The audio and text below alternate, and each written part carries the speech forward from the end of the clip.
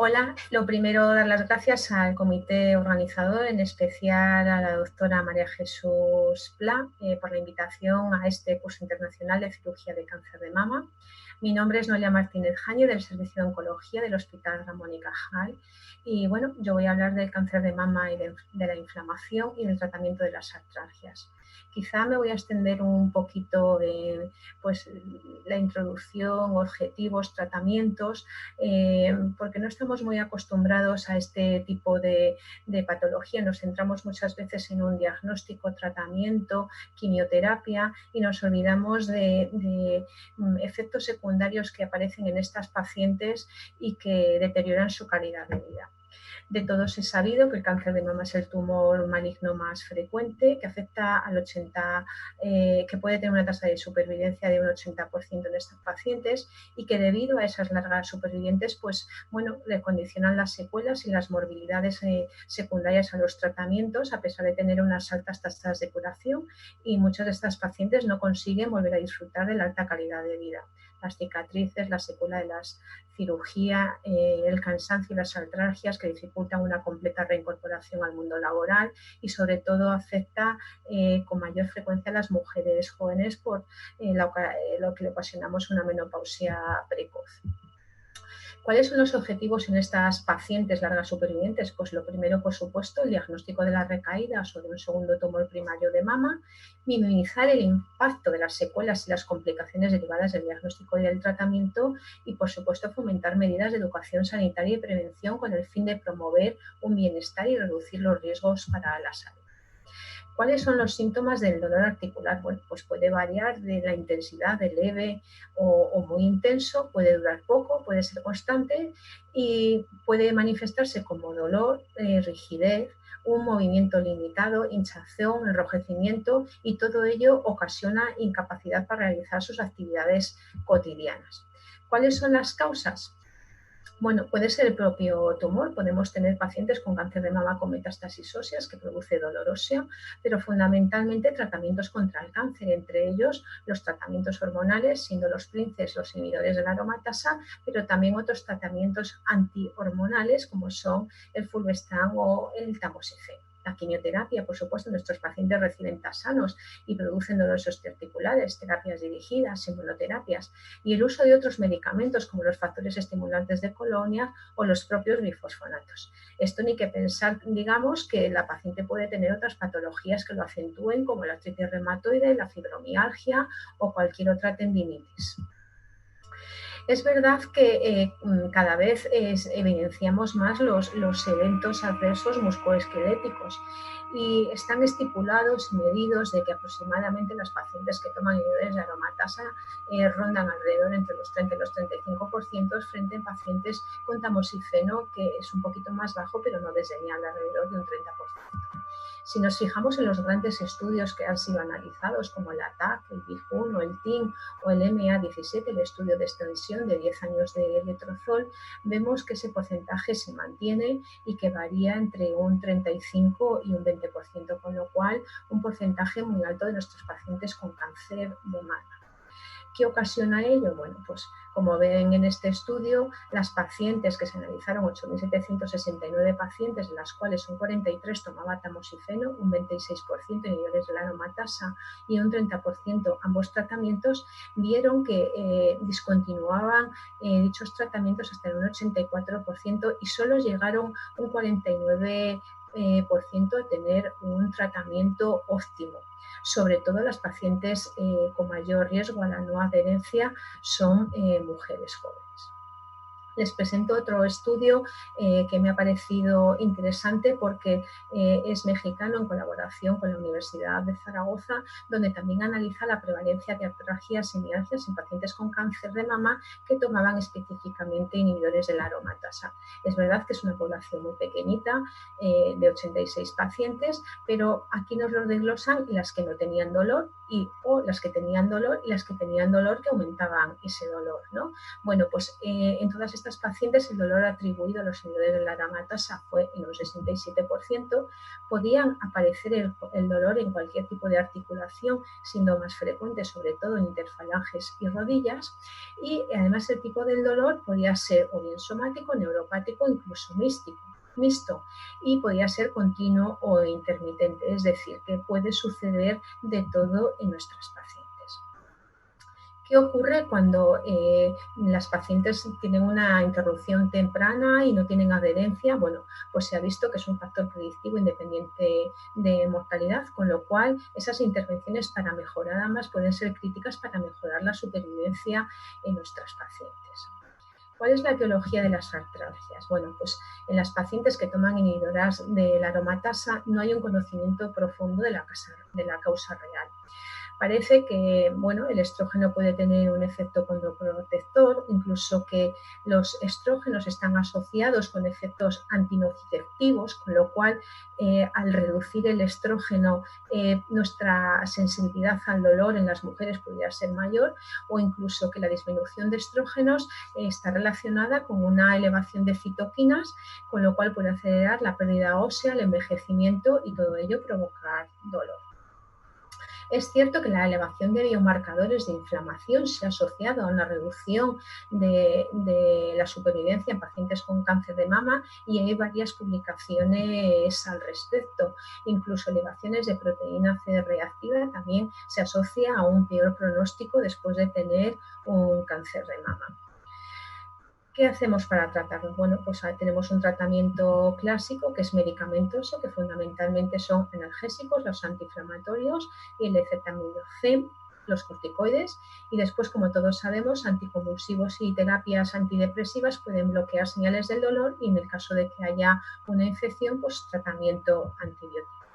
Hay métodos de autocuidado y ayuda, como son la fisioterapia, acupuntura, ejercicio físico, masajes, calor y frío, pero bueno, es verdad que debemos pensar en alternativas terapéuticas para nuestros pacientes y ofrecer modificaciones del estilo de vida, como es la pérdida de peso, importantísimo, también relacionado con la supervivencia del cáncer de mama, el ejercicio físico y, por supuesto, también los suplementos alimenticios. Ya se empezaron a ver estudios, esto es un estudio ya lleva algunos añitos, pero bueno, donde se hacía un randomizado que comparaba la utilización de omega 3 con placebo en pacientes con mujeres de cáncer de mama en un estadio temprano, y el objetivo principal era ver si disminuía el dolor en estas pacientes y se definió como la caída de más de 2 puntos desde el valor inicial. Se hacía unas evaluaciones de calidad de vida y de evaluaciones adicionales de dolor y rigidez a las 6 semanas, a las 12 y a las 24, y también se extrajo análisis de sangre para ver proteínas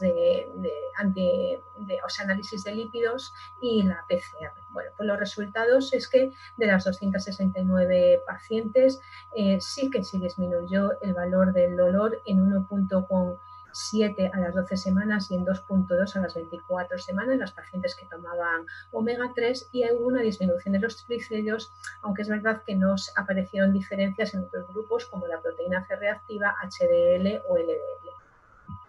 Con todo ello, una empresa española implicada en pacientes con cáncer de mama y preocupadas por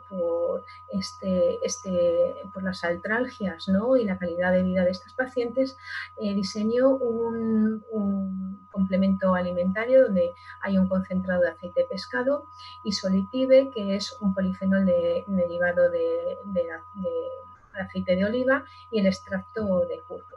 ¿Por qué se pensó en estos componentes? Bueno, pues por el omega 3, por sus propiedades naturales antiinflamatorias, y porque además también se ha visto que reduce el riesgo de enfermedades coronarias. El extracto de aceitunas es una mezcla patentada, 100% natural, que no tiene productos químicos ni pesticidas, y que además se ha obtenido con una tecnología limpia y patentada y se recupera con agua. Y la cúrcuma, porque es un compuesto antiinflamatorio utilizado desde hace siglos en Asia, y parecía que pudiera ser un buen compañero.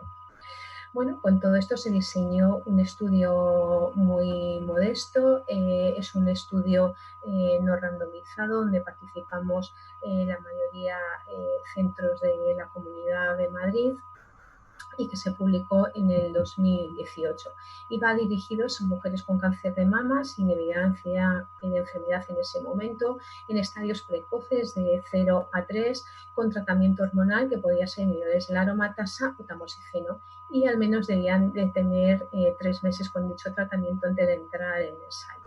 Como hemos dicho, participaron La Paz, el Ramón y Cajal, Puente de Hierro y el grupo Quirón, y el objetivo principal era determinar si la administración del complemento de olimina 3 disminuía la PCR reactiva. Había unos objetivos secundarios, como era determinar la escala del dolor, determinar los efectos sobre las interleuquinas 6, amiloides sérica, interferón alfa, también determinar el efecto lipídico, ¿no? HDL, LDL y triglicéridos, y por supuesto recoger la información sobre la tolerabilidad del producto. Criterios de exclusión: las pacientes no podían tomar ni aspirina, ibuprofeno, naproxeno, tampoco celecoxib, otros inhibidores de COX-2, la presencia de enfermedad autoinmune inflamatoria y cualquier condición que precisara corticoide sistémico o bifosfonato. También cabe decir que las pacientes durante el estudio no podían tomar aceitunas ni aceite de oliva virgen extra. Y bueno, de nuestras pacientes, la media de edad eran 46 pacientes, en una media de edad de 57 años, eran tumores pequeños, un 50% un estadio 1 y un 42% un estadio 2. En un 67% recibían inhibidores de la aromatasa y en un 32% recibían tamoxifeno.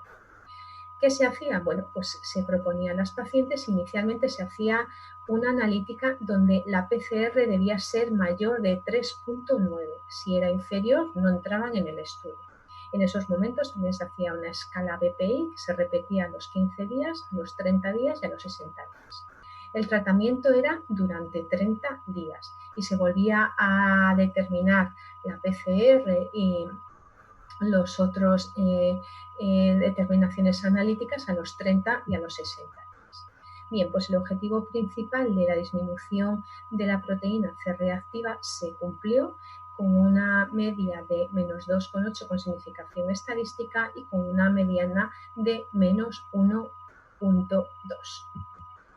Esto es la disminución, más de 2 puntos desde el inicio, que estaba en 9,3, a los 30 días de 9,7. Y además esa reducción en las pacientes que tenían un nivel mayor de 2,5 de valor normal, la reducción llegó hasta un 47%.